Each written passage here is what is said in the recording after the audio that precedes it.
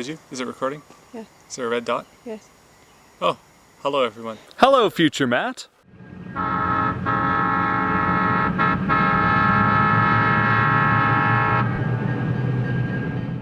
And hello everybody else from the scenic Silvery Slocan. Now unfortunately I don't have room to model this particular area on my railway as of yet, but just down this embankment behind me is the old Columbian Kootenai Railway grade up to Slocan City. We are camping in beautiful Winlaw, and this table is very wet, and it is so amazingly nice not to be at work.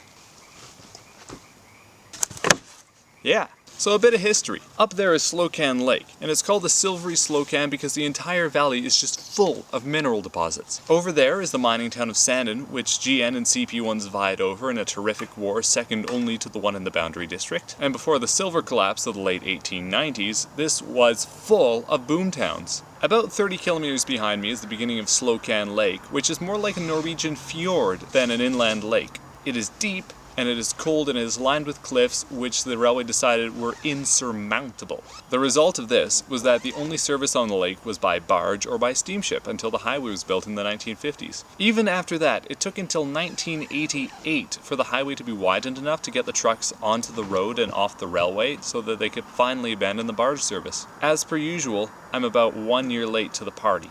On the other hand, this leaves us tomorrow with a beautiful 100-kilometer bike ride, and I am so happy to be doing that. You know, everyone talks about getting away from it all, but let's be honest with ourselves. We really just don't want to have to worry about work in the morning. I mean, we've all got really good things going on in our lives. Obviously, we've all got housework and chores and whatnot in addition to our work, but our houses are our homes, and if we don't like it there, we are doing something terrifically wrong.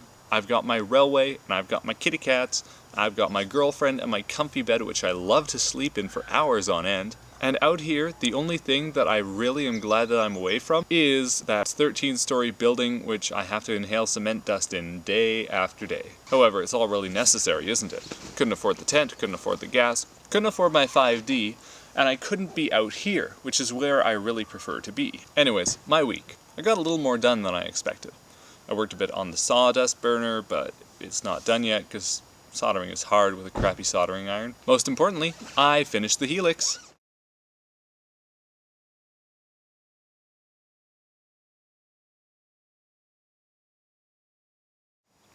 Also, I discovered something about my speedometer. Crappily enough, it turns out I need running stands in order to make the whole thing work.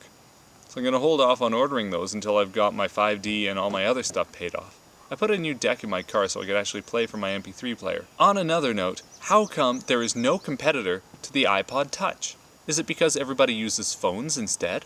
I have used a Zune for years, and it's getting to the point where I should probably upgrade it, but there is no direct competitor. Nothing has a large capacity and a big screen. They're all tiny, cheap-ass players, or the other alternative is the $400 iPod Touch. That's just a rant for this week. Anyways, tomorrow, we'll bike from Slocan City down to South Slocan and back, which is a distance of no less than 100 kilometers total, and we are going to be bushed, and then we're going to camp at Syringa Park, which is literally directly across Lower Arrow Lake from McCormick Creek Bridge. That is where we biked last summer, and that is the big bridge that is going in on my layout.